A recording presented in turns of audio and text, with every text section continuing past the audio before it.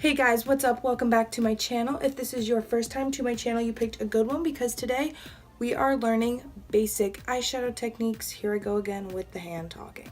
This is part 2 of my how to makeup series, and if you were here for the last one, I did basic face makeup, today's eyeshadow. And so for today's video, we are just going to be doing eyeshadow and there will be no face makeup, so I will just be doing my eyes so that we can truly focus just on that element of this part of my series. So let's go ahead and just jump right into the video. But before we do, please subscribe to my channel if you have not already, and we'll go ahead and get started. So the first thing you want to do when it comes to your eyeshadow is you want to prime your eyelids, and you can do this either with a specific eyeshadow primer or just with a concealer. That is what I'll use today. Do this because it helps your eyeshadow look adhere to your eyelids and just makes it last longer throughout the day. So I'm just going to put a dot of it on my eyes.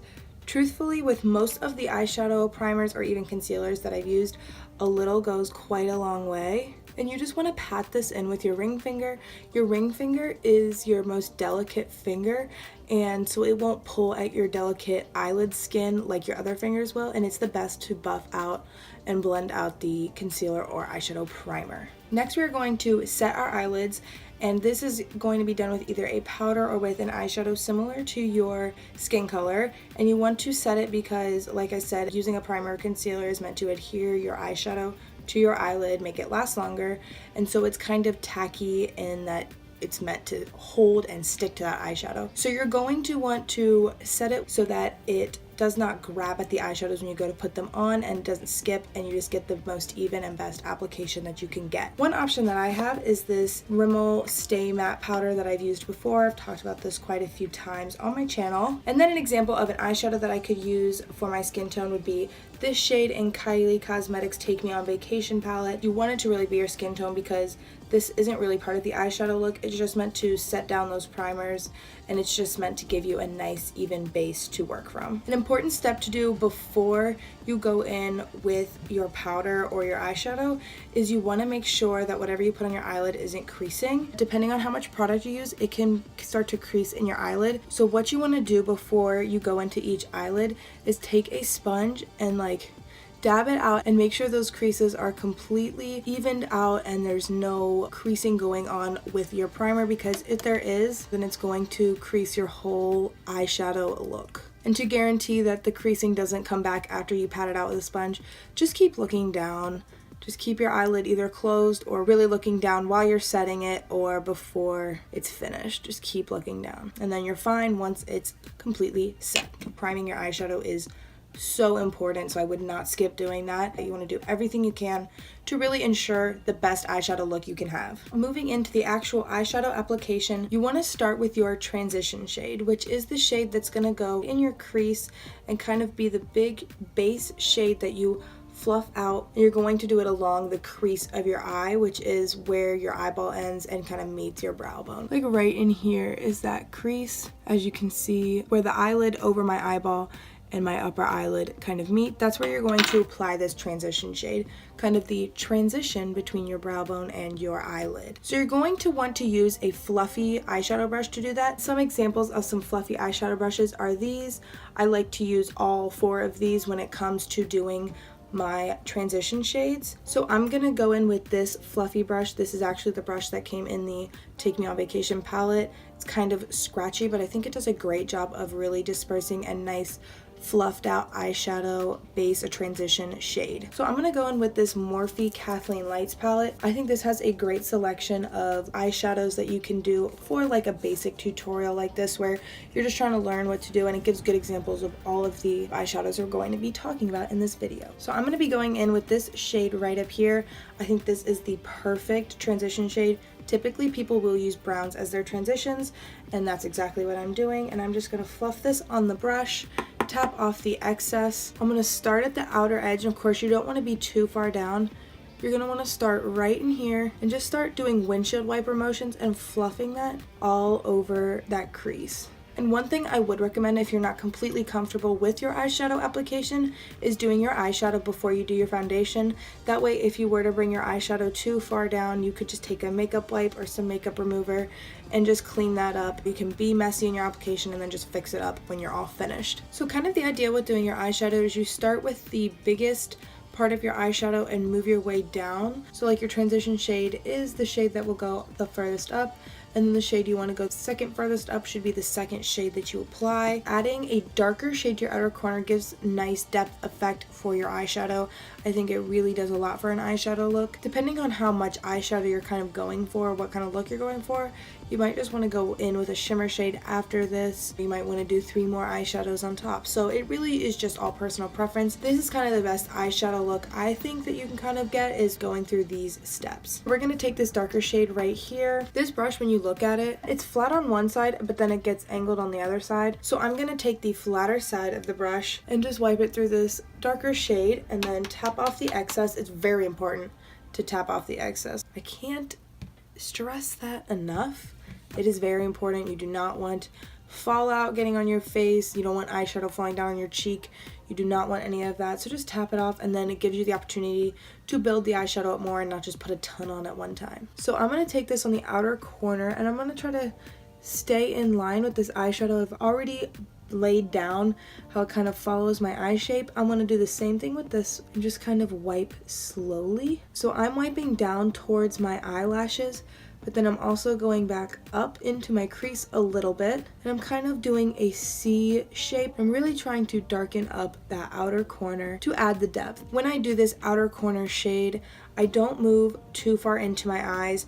I try to stay on this outer third portion of my eyelid. And so just like how I said we want depth on the outer corner, it's important to bring the shadow up into your crease a little bit, because that's another place where that depth is created, since your eyeball is the furthest back at that point in your crease. So if you add a little bit of this into your crease, just adds that depth a little bit more, and it just keeps the realistic eye shape and keeps it the most flattering. It follows your natural eye shape and it just looks the best. Then I'm going to go in with this blending brush. It's kind of a pointed brush, and I'm going to take that into my crease, and instead of pointing the brush upward, I'm going straight on, and I'm going to blend this second color into my crease, and I'm just going to do these same windshield wiper motions. Blending is a very important step in doing your eyeshadow. Just leaving a shade on and not blending it in with the shade you did before, it just gives a very amateur look. Like I said in the last video, where if you leave your bronzer unblended, that's like, to me, a telltale sign of an amateur. Not having blended eyeshadow is the telltale sign also. You gotta blend your eyeshadow. Sometimes looks require lots of blending depending on how serious you're getting. This look will not require too much blending.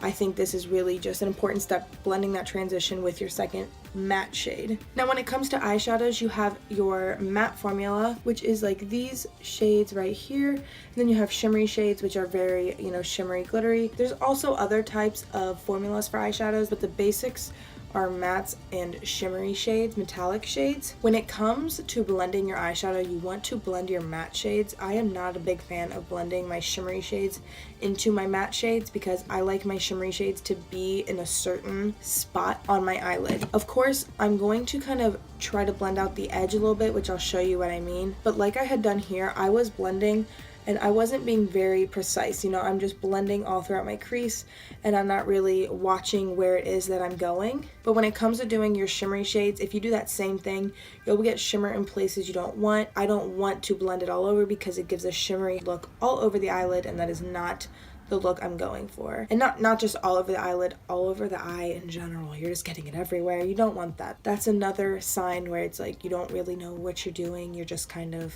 slapping it on there. Being precise and taking your time is the way to have a good eyeshadow look.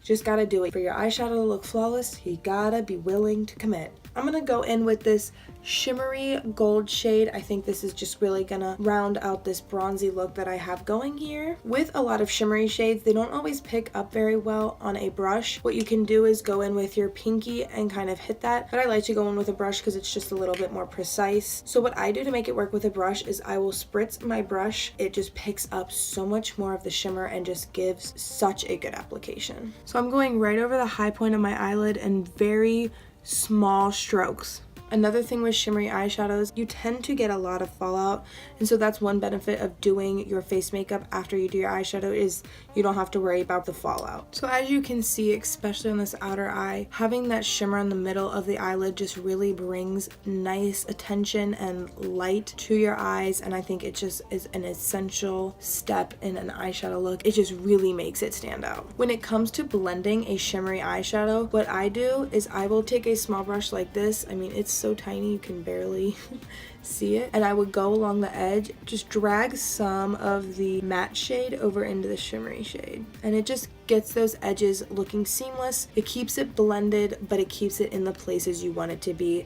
Doesn't get messy and go all throughout the crease. So I would say the next part of your eyeshadow would be doing the inner third of your eyelid, kind of from where your pupil ends towards that inner corner. You can kind of play around and see what you'd like to do. You could do a lighter matte shade on the inside. You could go in with the same darker matte shade that you did on the outside and put that on the inside, or you could extend the shimmer you have here and make it like the inner 2/3 of your eyelid instead of just in the middle of your eyelid. That's what I'll do for this look. I think doing that just gives a very pretty effect, kind of like the sweet eyeshadow look you can do. It just looks very nice in daytime, and it's just really pretty. And I'm gonna wet my brush again. This time, instead of wiping my brush through the shadow, I'm kind of poking at it to get it on the tip of the brush, and that way I have a little bit more control so that I can get it on the inner 2/3 without getting it up onto the top of my eyelid.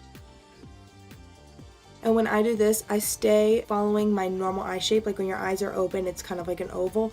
I stay following that like oval, and I don't go above my crease. I don't get it into my crease. I stay very precise and follow that natural eye shape. That could be the last step that you have for your eyeshadow, but I think depending on how much eyeshadow you have on the top, you need to do a little something on the bottom. You're not going to smoke it out so much because, again, we're doing a daytime kind of eyeshadow look. But what I do to smoke out my bottom lash line, I take a very small pencil brush and I will dip it into that very first transition shade that we used. And I'll just try to get it on the top of the brush. I'm not gonna like side swipe it or anything. And then just go right under your lash line. And I use very small controlled motions so that I get the eyeshadow exactly where I want it, and I don't have to worry about it fluffing out in places that I don't really want it to go. It just adds a little something. Now I think all of the eyeshadow is off my brush, but I'm just gonna go in and try to like blend it into the inner corner. Well, not into the inner corner, but towards that inner corner. You could take a larger crease brush, make sure there's nothing on it, and you could do the same thing, use that to kind of blend it out. And lastly, what I would do is I would go in with an inner corner highlight. You want to do this with a very light, bright metallic shimmer shade, and this shade in the palette is absolutely perfect for that. You can see in the light how blinding it becomes. I'm gonna go in with the same tiny brush that I used to blend out my shimmer. What I like to do is I like to look straight on into my mirror and see where my inner corner is brightest already. You can kind of see where the light or where the sun is hitting it, and I put the shimmer right there. It gives the most natural luminescence, but it's amplified, and it looks, I think this is one of my favorite eyeshadow steps. So that would complete the eyeshadow. I feel like a lot of the basic techniques were covered in here, and I just think this is the best way to achieve a nice looking eyeshadow look, not too over the top. The colors on my look might be a little dark, but in the sense of the actual style of the look, it's not too over the top. I would just say all you need now is a little mascara. The only note I would say with mascara is it's just gonna look a little funny without having that bottom mascara on. You're definitely gonna want to include that. I'm gonna go ahead and do my mascara off camera, and then I will be right back. So guys, that completes this video. This was me doing basic eyeshadow techniques. I really hope this could have helped you out a little bit. Eyeshadow is definitely something that people can struggle with if you're not given the right instructions for it. It's hard to figure out on your own, I think. I know this wasn't a very daytime color palette that I used. One eyeshadow palette that I think is really good for the daytime is a palette like the Naked 3 palette. I think that has good, just like pretty shades that aren't too intimidating, they're not too dark, and those I think are good for doing your daytime eyeshadow, doing a nice like sweet light daytime eyeshadow. So I hope you guys enjoyed this video. Please give it a thumbs up if you enjoyed it. Don't forget to subscribe to my channel, it would mean the most to me, and I will see you guys on the next video. Bye guys.